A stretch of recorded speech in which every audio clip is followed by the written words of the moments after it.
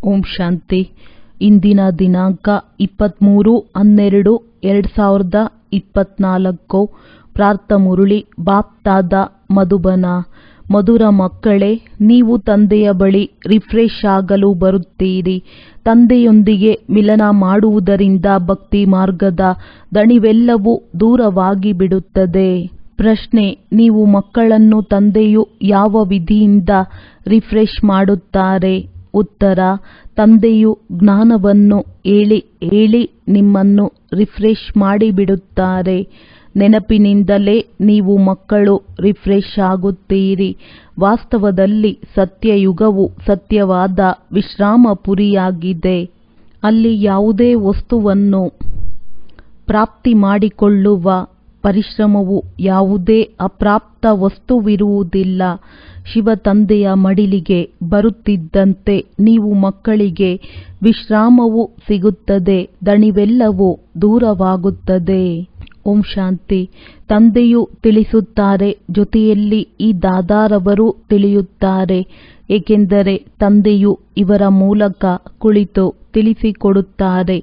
ಹೇಗೆ ನೀವು ತಿಳಿದುಕೊಳ್ಳುವಿರೋ ಅದೇ ರೀತಿ ಈ ದಾದಾರವರು ತಿಳಿದುಕೊಳ್ಳುತ್ತಾರೆ. ಇವರಿಗೆ ಭಗವಂತನೆಂದು ಹೇಳಲಾಗುವುದಿಲ್ಲ. ಇದು ಭಗವಾನುವಾಚವಾಗಿದೆ. ತಂದೆಯು ಏನನ್ನು ತಿಳಿಸುತ್ತಾರೆ? ಮಕ್ಕಳೇ, ಆತ್ಮ ಅಭಿಮಾನಿ ಭವ. ಏಕೆಂದರೆ ತನ್ನನ್ನು ಆತ್ಮನೆಂದು ತಿಳಿಯದ ಹೊರತು ಪರಮಪಿತ ಪರಮಾತ್ಮನನ್ನು ನೆನಪು ಮಾಡಲು ಸಾಧ್ಯವಿಲ್ಲ. ಏಕೆಂದರೆ ಈ ಸಮಯದಲ್ಲಿ ಎಲ್ಲ ಆತ್ಮಗಳು ಪತಿತರಾಗಿದ್ದಾರೆ. ಪತಿತರಿಗೆ ಮನುಷ್ಯರೆಂದು, ಪಾವನರಿಗೆ ದೇವತೆಗಳೆಂದು ಕರೆಯಲಾಗುತ್ತದೆ. ಇವು ಬಹಳ ಸಹಜವಾದ ತಿಳಿದುಕೊಳ್ಳುವ ಮತ್ತು ತಿಳಿಸುವ ಮಾತುಗಳಾಗಿವೆ. ಪತಿತರನ್ನು ಪಾವನ ಮಾಡುವ ತಂದೆಯೇ ಬನ್ನಿ ಎಂದು ಮನುಷ್ಯರೇ ಕರೆಯುತ್ತಾರೆ. ಈ ರೀತಿ ದೇವಿ ದೇವತೆಗಳೆಂದು ಹೇಳುವುದಿಲ್ಲ. ಪತಿತ ಪಾವನ ತಂದೆಯು ಪತಿತರ ಕರೆಯ ಮೇರೆಗೆ ಬರುತ್ತಾರೆ. ಆತ್ಮಗಳನ್ನು ಪಾವನ ಮಾಡಿ ಮತ್ತೆ ಹೊಸ ಪ್ರಪಂಚವನ್ನು ಸ್ಥಾಪನೆ ಮಾಡುತ್ತಾರೆ. ಆತ್ಮವೇ ತಂದೆಯನ್ನು ಕರೆಯುತ್ತದೆ, ಶರೀರವು ಕರೆಯುವುದಿಲ್ಲ. ಪಾರಲೌಕಿಕ ತಂದೆ ಯಾರು ಸದಾ ಪಾವನನಾಗಿದ್ದಾರೆ ಅವರನ್ನೇ ಎಲ್ಲರೂ ನೆನಪು ಮಾಡುತ್ತಾರೆ. ಇದು ಹಳೆಯ ಪ್ರಪಂಚವಾಗಿದೆ. ತಂದೆಯು ಹೊಸ ಪ್ರಪಂಚವನ್ನಾಗಿ ಮಾಡುತ್ತಾರೆ. ಕೆಲವರಂತೂ ಈ ರೀತಿಯವರು ಇದ್ದಾರೆ. ನಮಗೆ ಇಲ್ಲಿಯೇ ಅಪಾರ ಸುಖವಿದೆ, ಹಣ ಸಂಪತ್ತು ಬಹಳಷ್ಟಿದೆ, ನಮಗೆ ಇದೇ ಸ್ವರ್ಗವೆಂದು ತಿಳಿಯುತ್ತಾರೆ. ಅವರು ನಿಮ್ಮ ಮಾತುಗಳನ್ನು ಹೇಗೆ ಒಪ್ಪುತ್ತಾರೆ? ಕಲಿಯುಗಿ ಪ್ರಪಂಚವನ್ನು ಸ್ವರ್ಗವೆಂದು ತಿಳಿಯುವುದೂ ಸಹ ಬುದ್ಧಿಹೀನತೆಯಾಗಿದೆ. ಎಷ್ಟೊಂದು ಜಡ್ಜಡೀಭೂತ ಸ್ಥಿತಿಯಾಗಿ ಬಿಟ್ಟಿದೆ. ಆದರೂ ಸಹ ನಾವು ಸ್ವರ್ಗದಲ್ಲಿ ಕುಳಿತಿದ್ದೇವೆಂದು ಮನುಷ್ಯರು ತಿಳಿಯುತ್ತಾರೆ. ಮಕ್ಕಳು ತಿಳಿಸದೇ ಇದ್ದರೆ ತಂದೆಯು ಹೇಳುತ್ತಾರಲ್ಲವೇ, ನೀವೇನು ಕಲ್ಲು ಬುದ್ಧಿಯವರೇ, ಅನ್ಯರಿಗೆ ತಿಳಿಸಲು ಆಗುವುದಿಲ್ಲವೇ? ಯಾವಾಗ ತಾನು ಪಾರಸ ಬುದ್ಧಿಯವರಾಗುವರೋ ಆಗ ಅನ್ಯರನ್ನು ಮಾಡುವರು. ಒಳ್ಳೆಯ ಪುರುಷಾರ್ಥ ಮಾಡಬೇಕು. ಇದರಲ್ಲಿ ನಾಚಿಕೆಯ ಮಾತಿಲ್ಲ. ಆದರೆ ಮನುಷ್ಯರ ಬುದ್ಧಿಯಲ್ಲಿ ಅರ್ಧಕಲ್ಪದ ಯಾವ ಉಲ್ಟಾ ಮತಗಳು ತುಂಬಿವೆಯೋ ಅವು ಬಹುಬೇಗನೆ ಮರೆಯುವುದಿಲ್ಲ. ಎಲ್ಲಿಯವರೆಗೆ ತಂದೆಯನ್ನು ಯಥಾರ್ಥವಾಗಿ ಅರಿತುಕೊಂಡಿಲ್ಲವೋ ಅಲ್ಲಿಯವರೆಗೆ ಆ ಶಕ್ತಿಯು ಬರಲು ಸಾಧ್ಯವಿಲ್ಲ. ತಂದೆಯು ತಿಳಿಸುತ್ತಾರೆ, ಈ ವೇದಶಾಸ್ತ್ರ ಇತ್ಯಾದಿಗಳಿಂದ ಮನುಷ್ಯರು ಏನೂ ಸುಧಾರಣೆಯಾಗುವುದಿಲ್ಲ. ದಿನ ಪ್ರತಿದಿನ ಇನ್ನೂ ಕೆಡುತ್ತಲೇ ಬಂದಿದ್ದಾರೆ. ಸತೋಪ್ರಧಾನರಿಂದ ತಮೋಪ್ರಧಾನರೇ ಆಗಿದ್ದಾರೆ. ನಾವೇ ಸತೋಪ್ರಧಾನ ದೇವಿ ದೇವತೆಗಳಾಗಿದ್ದೆವು, ಹೇಗೆ ಕೆಳಗಿಳಿದಿದ್ದೇವೆ ಎಂಬ ಮಾತನ್ನು ಯಾರ ಬುದ್ಧಿಯಲ್ಲಿಯೂ ಬರುವುದಿಲ್ಲ. ಮತ್ತು 84 ಜನ್ಮಗಳ ಬದಲು 84 ಲಕ್ಷ ಜನ್ಮಗಳೆಂದು ಹೇಳಿಬಿಟ್ಟಿದ್ದಾರೆ. ಅಂದ ಮೇಲೆ ಅವರಿಗೆ ತಿಳಿಯುವುದಾದರೂ ಹೇಗೆ? ತಂದೆಯ ವಿನಃ ಜ್ಞಾನದ ಬೆಳಕನ್ನು ಕೊಡುವವರು ಯಾರೂ ಇಲ್ಲ. ಎಲ್ಲರೂ ಇನ್ನೊಬ್ಬರ ಹಿಂದೆ ಅಲೆದಾಡಿ ಪೆಟ್ಟು ತಿನ್ನುತ್ತಿರುತ್ತಾರೆ. ಕೆಳಗೆ ಬೀಳುತ್ತಾ ಸುಸ್ತಾಗಿ ಬಿಟ್ಟಿದ್ದಾರೆ. ಎಲ್ಲ ಶಕ್ತಿಗಳು ಸಮಾಪ್ತಿಯಾಗಿವೆ. ತಂದೆಯನ್ನು ಯಥಾರ್ಥವಾಗಿ ಅರಿತುಕೊಳ್ಳಲು ಬುದ್ಧಿಯಲ್ಲಿ ಆ ಶಕ್ತಿ ಇಲ್ಲ. ತಂದೆಯೇ ಬಂದು ಆ ಬುದ್ಧಿಯನ್ನು ತೆರೆಯುತ್ತಾರೆ. ಇದರಿಂದ ಎಷ್ಟೊಂದು ರಿಫ್ರೆಶ್ ಆಗುತ್ತಾರೆ. ಮಕ್ಕಳು ತಂದೆಯ ಬಳಿ ರಿಫ್ರೆಶ್ ಆಗಲು ಬರುತ್ತೀರಿ. ಮನೆಯಲ್ಲಿ ವಿಶ್ರಾಂತಿಯು ಸಿಗುತ್ತದೆ ಎಲ್ಲವೇ.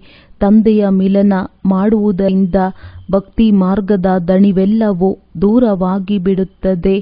ಸತ್ಯಯುಗಕ್ಕೂ ವಿಶ್ರಾಂತಪುರಿ ಎಂದು ಕರೆಯಲಾಗುತ್ತದೆ. ಅಲ್ಲಿ ನಿಮಗೆ ಎಷ್ಟೊಂದು ವಿಶ್ರಾಂತಿಯು ಸಿಗುತ್ತದೆ. ಯಾವುದೇ ವಸ್ತುವನ್ನು ಪ್ರಾಪ್ತಿ ಮಾಡಿಕೊಳ್ಳುವ ಪರಿಶ್ರಮ ಪಡಲು ಅಲ್ಲಿ ಯಾವುದೇ ಅಪ್ರಾಪ್ತ ವಸ್ತುವಿರುವುದಿಲ್ಲ. ಇಲ್ಲಿ ತಂದೆಯು ರಿಫ್ರೆಶ್ ಮಾಡುತ್ತಾರೆ. ಈ ದಾದಾರವರು ಮಾಡುತ್ತಾರೆ. ಶಿವ ತಂದೆಯ ಮಡಿಲಿಗೆ ಬರುತ್ತಿದ್ದಂತೆಯೇ ಎಷ್ಟೊಂದು ವಿಶ್ರಾಂತಿ ಸಿಗುತ್ತದೆ. ವಿಶ್ರಾಂತಿ ಎಂದರೆ ಶಾಂತಿ. ಮನುಷ್ಯರೂ ಸಹ ಸುಸ್ತಾಗಿ ವಿಶ್ರಾಂತರಾಗಿ ಬಿಡುತ್ತಾರೆ. ಕೆಲವೊಂದೆಡೆ ವಿಶ್ರಾಂತಿಗಾಗಿ ಹೋಗುತ್ತಾರಲ್ಲವೇ. ಆದರೆ ಆ ವಿಶ್ರಾಂತಿಯಲ್ಲಿ ರಿಫ್ರೆಶ್ಮೆಂಟ್ ಇರುವುದಿಲ್ಲ. ಇಲ್ಲಂತೂ ತಂದೆಯು ನಿಮಗೆ ಎಷ್ಟೊಂದು ಜ್ಞಾನವನ್ನು ತಿಳಿಸಿ ರಿಫ್ರೆಶ್ ಮಾಡುತ್ತಾರೆ. ತಂದೆಯ ನೆನಪಿನಿಂದಲೂ ಸಹ ಎಷ್ಟೊಂದು ರಿಫ್ರೆಶ್ ಆಗುತ್ತೀರಿ ಮತ್ತು ತಮೋಪ್ರಧಾನರಿಂದ ಸತೋಪ್ರಧಾನರು ಆಗುತ್ತೀರಿ. ಸತೋಪ್ರಧಾನರಾಗುವುದಕ್ಕಾಗಿಯೇ ನೀವು ಇಲ್ಲಿ ತಂದೆಯ ಬಳಿಗೆ ಬರುತ್ತೀರಿ. ತಂದೆಯು ತಿಳಿಸುತ್ತಾರೆ, ಮಧುರಾತಿ ಮಧುರ ಮಕ್ಕಳೇ, ತಂದೆಯನ್ನು ನೆನಪು ಮಾಡಿ. ಇಡೀ ಸೃಷ್ಟಿ ಚಕ್ರವು ಹೇಗೆ ಸುತ್ತುತ್ತದೆ, ಸರ್ವ ಆತ್ಮಗಳಿಗೆ ವಿಶ್ರಾಂತಿಯು ಎಲ್ಲಿ ಮತ್ತು ಹೇಗೆ ಸಿಗುತ್ತವೆ ಎಂಬುದನ್ನು ತಂದೆಯು ತಿಳಿಸುತ್ತಾರೆ. ಎಲ್ಲರಿಗೆ ತಂದೆಯ ಸಂದೇಶವನ್ನು ಕೊಡುವುದು ನೀವು ಮಕ್ಕಳ ಕರ್ತವ್ಯವಾಗಿದೆ. ತಂದೆಯು ತಿಳಿಸುತ್ತಾರೆ, ಮಕ್ಕಳೇ, ನೀವು ನನ್ನನ್ನು ನೆನಪು ಮಾಡಿದರೆ ನೀವು ಈ ಆಸ್ತಿಗೆ ಮಾಲೀಕರಾಗಿ ಬಿಡುತ್ತೀರಿ. ತಂದೆಯು ಈ ಸಂಗಮ ಯುಗದಲ್ಲಿ ಹೊಸ ಸ್ವರ್ಗದ ಪ್ರಪಂಚವನ್ನು ರಚಿಸುತ್ತಾರೆ. ಅಲ್ಲಿ ನೀವು ಹೋಗಿ ಮಾಲೀಕರಾಗುತ್ತೀರಿ. ಮತ್ತೆ ದ್ವಾಪರದಲ್ಲಿ ಮಾಯಾ ರಾವಣನ ಮೂಲಕ ನಿಮಗೆ ಶಾಪವೂ ಸಿಗುತ್ತದೆ.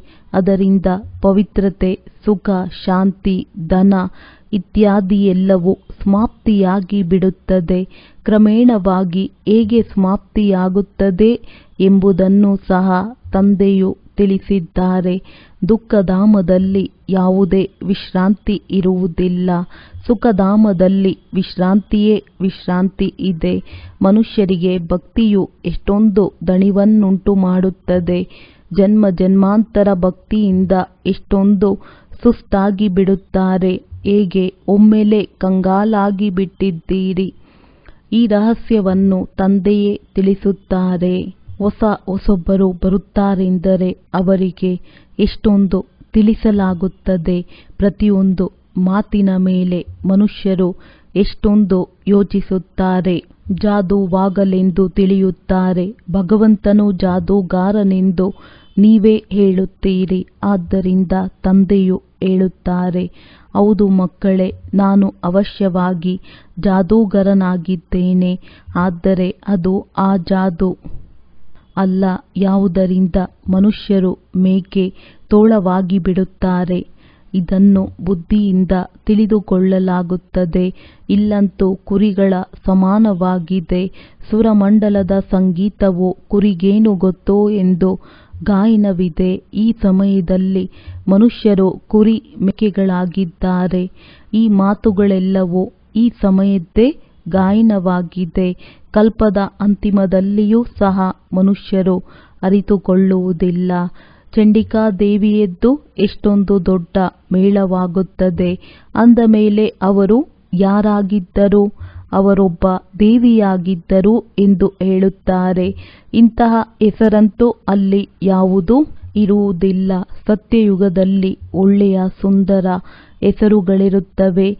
ಸತ್ಯಯುಗಿ ಸಂಪ್ರದಾಯಕ್ಕೆ ಶ್ರೇಷ್ಠಾಚಾರಿ ಎಂದು ಹೇಳಲಾಗುವುದು.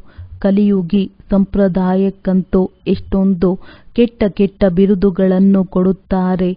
ಈಗಿನ ಮನುಷ್ಯರಿಗೆ ಶ್ರೇಷ್ಠರೆಂದು ಹೇಳುವುದಿಲ್ಲ, ದೇವತೆಗಳಿಗೆ ಶ್ರೇಷ್ಠರೆಂದು ಕರೆಯಲಾಗುತ್ತದೆ. ಮನುಷ್ಯರಿಂದ ದೇವತೆಗಳನ್ನಾಗಿ ಮಾಡಿದರು ಸದ್ಗುರು ಎಂದು ಗಾಯನವಿದೆ. ಮನುಷ್ಯರಿಂದ ದೇವತೆಗಳು, ದೇವತೆಗಳಿಂದ ಮನುಷ್ಯರು ಹೇಗಾಗುತ್ತಾರೆ ಎಂಬ ರಹಸ್ಯವನ್ನು ತಂದೆಯು ಈಗ ತಿಳಿಸಿದ್ದಾರೆ. ಅದಕ್ಕೆ ದೈವಿ ಪ್ರಪಂಚ, ಇದಕ್ಕೆ ಮಾನವ ಪ್ರಪಂಚವೆಂದು ಹೇಳಲಾಗುತ್ತದೆ. ದಿನಕ್ಕೆ ಹಗಲು, ರಾತ್ರಿಗೆ ಅಂಧಕಾರವೆಂದು ಕರೆಯಲಾಗುತ್ತದೆ. ಜ್ಞಾನವು ಬೆಳಕಾಗಿದೆ, ಭಕ್ತಿಯು ಅಂಧಕಾರವಾಗಿದೆ. ಅಜ್ಞಾನ ನಿದ್ರೆ ಎಂದು ಹೇಳಲಾಗುತ್ತದೆ. ಎಲ್ಲವೇ ನೀವೂ ಸಹ ತಿಳಿದುಕೊಳ್ಳುತ್ತೀರಿ. ಮೊದಲು ನಾವು ಏನನ್ನೂ ಅರಿತುಕೊಂಡಿರಲಿಲ್ಲ. ಅದರಿಂದ ನೇತಿ ನೇತಿ ಅರ್ಥಾತ್ ನಮಗೂ ಗೊತ್ತಿಲ್ಲವೆಂದು ಹೇಳುತ್ತಿದ್ದೆವು. ಈಗ ತಿಳಿದುಕೊಳ್ಳುತ್ತೇವೆ. ನಾವೂ ಸಹ ಮೊದಲು ನಾಸ್ತಿಕರಾಗಿದ್ದೆವು. ಬೇಹದ್ದಿನ ತಂದೆಯನ್ನೇ ಅರಿತುಕೊಂಡಿರಲಿಲ್ಲ. ಅವರು ಅವಿನಾಶಿ ತಂದೆಯಾಗಿದ್ದಾರೆ. ಅವರಿಗೆ ಸರ್ವ ಆತ್ಮಗಳ ತಂದೆ ಎಂದು ಹೇಳಲಾಗುತ್ತದೆ. ನೀವು ಮಕ್ಕಳು ಅರಿತುಕೊಂಡಿದ್ದೀರಿ. ಈಗ ನಾವು ಆ ಬೇಹದ್ದಿನ ತಂದೆಯ ಮಕ್ಕಳಾಗಿದ್ದೇವೆ. ತಂದೆಯು ಮಕ್ಕಳಿಗೆ ಗುಪ್ತ ಜ್ಞಾನವನ್ನು ಕೊಡುತ್ತಾರೆ. ಈ ಜ್ಞಾನವು ಮನುಷ್ಯರಲ್ಲಿ ಎಲ್ಲಿಯೂ ಸಿಗಲು ಸಾಧ್ಯವಿಲ್ಲ. ಆತ್ಮವು ಗುಪ್ತವಾಗಿದೆ. ಗುಪ್ತ ಜ್ಞಾನವನ್ನು ಆತ್ಮವೇ ಧಾರಣೆ ಮಾಡುತ್ತದೆ. ಆತ್ಮವೇ ಬಾಯಿಯ ಮೂಲಕ ಜ್ಞಾನವನ್ನು ಹೇಳುತ್ತದೆ. ಆತ್ಮವೇ ಗುಪ್ತವಾಗಿ ನೆನಪು ಮಾಡುತ್ತದೆ.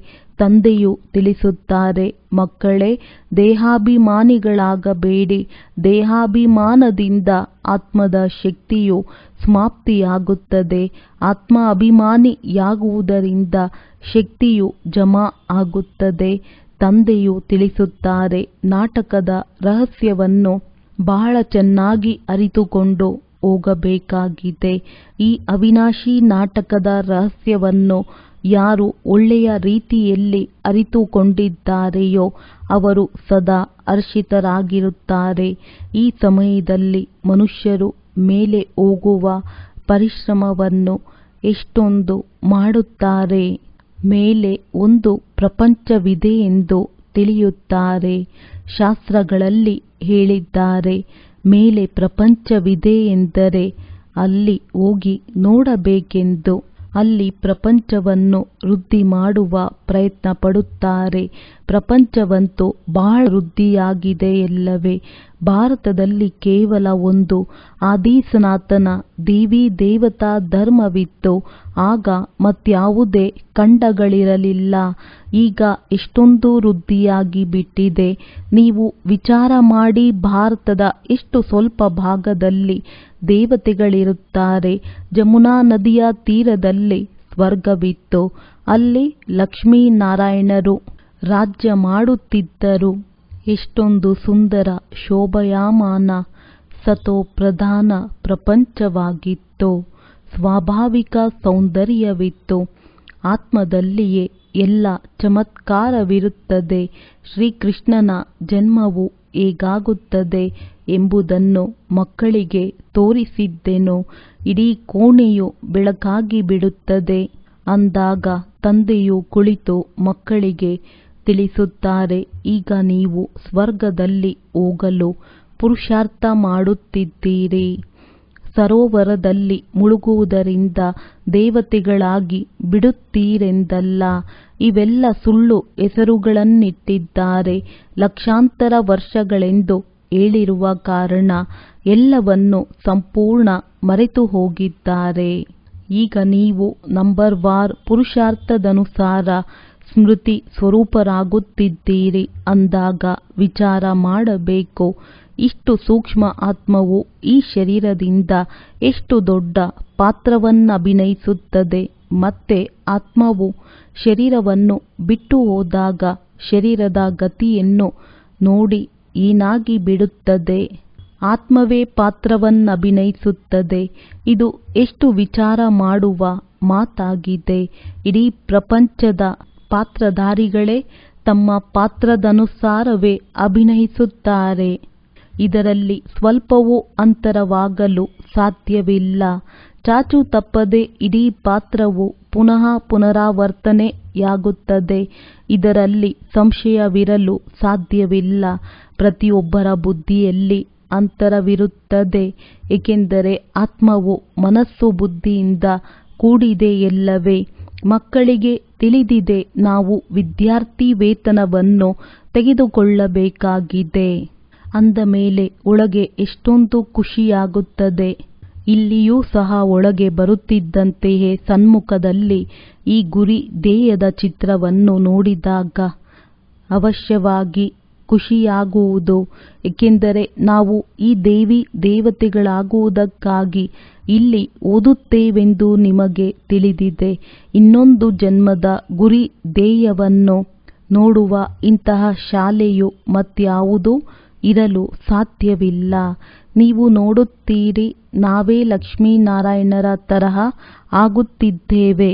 ಈಗ ನಾವು ಸಂಗಮ ಯುಗದಲ್ಲಿದ್ದೇವೆ. ಮತ್ತೆ ಭವಿಷ್ಯದಲ್ಲಿ ಈ ಲಕ್ಷ್ಮೀನಾರಾಯಣರಂತೆ ಆಗುವ ವಿದ್ಯೆಯನ್ನು ಓದುತ್ತಿದ್ದೇವೆ. ಎಷ್ಟು ಗುಪ್ತ ವಿದ್ಯೆಯಾಗಿದೆ. ತಮ್ಮ ಲಕ್ಷ್ಯವನ್ನು ನೋಡಿ ಎಷ್ಟೊಂದು ಖುಷಿಯಾಗಬೇಕು. ಖುಷಿಗೆ ಪಾರವೇ ಇಲ್ಲ. ಶಾಲೆ ಎಂದರೆ ಹೀಗಿರಬೇಕು. ಎಷ್ಟೊಂದು ಗುಪ್ತವಾಗಿದೆ, ಆದರೆ ಶಕ್ತಿಶಾಲಿಯಾದ ಪಾಠಶಾಲೆಯಾಗಿದೆ. ಎಷ್ಟು ದೊಡ್ಡ ವಿದ್ಯೆಯೋ ಅಷ್ಟು ಸೌಲಭ್ಯಗಳಿರುತ್ತದೆ. ಆದರೆ ನೀವಿಲ್ಲಿ ಸಾಧಾರಣವಾಗಿ ನೆಲದ ಮೇಲೆ ಕುಳಿತು ಓದುತ್ತೀರಿ. ಆತ್ಮವೇ ಓದುತ್ತದೆ. ನೆಲದ ಮೇಲಾದರೂ ಕುಳಿತುಕೊಳ್ಳಿ, ಸಿಂಹಾಸನದ ಮೇಲಾದರೂ ಕುಳಿತುಕೊಳ್ಳಿ, ಆದರೆ ಖುಷಿಯಿಂದ ನಲಿಯುತ್ತಾ ಇರಿ. ಈ ವಿದ್ಯೆಯನ್ನು ತೇರ್ಗಡೆ ಮಾಡಿದ ನಂತರ ಹೋಗಿ ಈ ರೀತಿಯಾಗುತ್ತೇವೆ, ಈ ರೀತಿ ದೇವತೆಗಳಾಗುತ್ತೇವೆ. ಈಗ ನೀವು ಮಕ್ಕಳಿಗೆ ತಂದೆಯು ಬಂದು ನಾನು ಇದರಲ್ಲಿ ಹೇಗೆ ಪ್ರವೇಶ ಮಾಡಿ ಓದಿಸುತ್ತೇನೆಂದು ನಿಮಗೆ ಪರಿಚಯ ನೀಡುತ್ತೇನೆ. ತಂದೆಯು ದೇವತೆಗಳಿಗಂತೂ ಓದಿಸುವುದಿಲ್ಲ. ದೇವತೆಗಳಿಗೆ ಈ ಜ್ಞಾನವೆಲ್ಲಿದೆ? ದೇವತೆಗಳಲ್ಲಿ ಜ್ಞಾನವಿರುವುದೇ ಇಲ್ಲವೇ ಎಂದು ಮನುಷ್ಯರು ತಬ್ಬಿಬ್ಬಾಗುತ್ತಾರೆ. ಅವರೂ ಸಹ ಈ ಜ್ಞಾನದಿಂದಲೇ ದೇವತೆಗಳಾಗುತ್ತಾರೆ. ದೇವತೆಗಳಾದ ನಂತರ ಮತ್ತೆ ಈ ಜ್ಞಾನದ ಅವಶ್ಯಕತೆ ಏನಿದೆ? ಲೌಕಿಕ ವಿದ್ಯೆಯಿಂದ ವಕೀಲರಾಗಿ ಸಂಪಾದನೆಯಲ್ಲಿ ತೊಡಗಿದರೆಂದರೆ ಮತ್ತೆ ವಕೀಲ ವಿದ್ಯೆಯನ್ನು ಓದುವರೆ ಒಳ್ಳೆಯದು. ಮಧುರಾತಿ ಮಧುರ ಅಗಲಿ ಹೋಗಿ ಮರಳಿ ಸಿಕ್ಕಿರುವಂತಹ ಮಕ್ಕಳಿಗೆ ಪ್ರೀತಿಯ ಮಾತ್ಪಿತಾ ಬಾಪ್ದಾದಾರವರ ನೆನಪು, ಪ್ರೀತಿ ಹಾಗೂ ನಮಸ್ತೆ. ಆತ್ಮೀಯ ಮಕ್ಕಳಿಗೆ ಆತ್ಮೀಯ ತಂದೆಯ ನಮಸ್ತೆ. ಧಾರಣೆಗಾಗಿ ಮುಖ್ಯ ಸಾರ: ಅವಿನಾಶಿ ನಾಟಕದ ರಹಸ್ಯವನ್ನು ಯಥಾರ್ಥವಾಗಿ ಅರಿತುಕೊಂಡು ಹರ್ಷಿತರಾಗಿರಬೇಕಾಗಿದೆ. ಈ ನಾಟಕದಲ್ಲಿ ಪ್ರತಿಯೊಬ್ಬ ಪಾತ್ರಧಾರಿಯ ಪಾತ್ರವು ಬೇರೆ ಬೇರೆಯಾಗಿದೆ. ಅದನ್ನವರು ಚಾಚೂ ತಪ್ಪದೆ ಅಭಿನಯಿಸುತ್ತಿದ್ದಾರೆ. ತಮ್ಮ ಲಕ್ಷ್ಯವನ್ನು ಮುಂದಿಟ್ಟುಕೊಂಡು ಖುಷಿಯಲ್ಲಿ ನಲಿಯಬೇಕಾಗಿದೆ. ಬುದ್ಧಿಯಲ್ಲಿರಲಿ, ನಾವು ಈ ವಿದ್ಯೆಯಿಂದ ಇಂತಹ ಲಕ್ಷ್ಮೀ ನಾರಾಯಣರಾಗುತ್ತೇವೆ. ವರದಾನ: ನೆನಪು ಮತ್ತು ಸೇವೆಯ ಶಕ್ತಿಶಾಲಿ ಆಧಾರದ ಮೂಲಕ ತೀವ್ರ ಗತಿಯಿಂದ ಮುಂದುವರಿಯುವಂತಹ ಮಾಯಾಜೀತ್ ಭವ. ಬ್ರಾಹ್ಮಣ ಜೀವನದ ಆಧಾರ ನೆನಪು ಮತ್ತು ಸೇವೆಯಾಗಿದೆ. ಈ ಎರಡು ಆಧಾರ ಸದಾ ಶಕ್ತಿಶಾಲಿಯಾಗಿದ್ದಾಗ ತೀವ್ರಗತಿಯಿಂದ ಮುಂದುವರಿಯುತ್ತಿರುವಿರಿ. ಒಂದು ವೇಳೆ ಸೇವೆ ಬಹಳವಿದ್ದು ನೆನಪಿನಲ್ಲಿ ಬಲಹೀನವಾಗಿದ್ದಲ್ಲಿ, ಅಥವಾ ನೆನಪು ಚೆನ್ನಾಗಿದ್ದು ಸೇವೆಯಲ್ಲಿ ಬಲಹೀನವಾಗಿದ್ದಲ್ಲಿಯೂ ಸಹ ತೀವ್ರಗತಿ ಆಗಲು ಸಾಧ್ಯವಿಲ್ಲ. ನೆನಪು ಮತ್ತು ಸೇವೆ ಎರಡರಲ್ಲಿಯೂ ತೀವ್ರಗತಿ ಆಗಲು ಸಾಧ್ಯವಿಲ್ಲ. ನೆನಪು ಮತ್ತು ಸೇವೆ ಎರಡರಲ್ಲಿಯೂ ತೀವ್ರಗತಿಯ ಅವಶ್ಯಕತೆ ಇದೆ.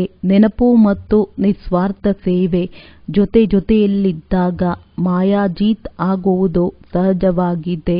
ಪ್ರತಿ ಕರ್ಮದಲ್ಲಿ ಕರ್ಮದ ಸಮಾಪ್ತಿಯ ಮೊದಲು ಸದಾ ವಿಜಯ ಕಂಡುಬರುವುದು. ಸ್ಲೋಗನ್: ಈ ಸಂಸಾರವನ್ನು ಅಲೌಕಿಕ ಆಟ ಮತ್ತು ಪರಿಸ್ಥಿತಿಗಳನ್ನು ಅಲೌಕಿಕ ಆಟದ ವಸ್ತುವಿನ ಸಮಾನ ಎಂದು ತಿಳಿದು ನಡೆಯಿರಿ. ಒಳ್ಳೆಯದು. ಓಂ ಶಾಂತಿ.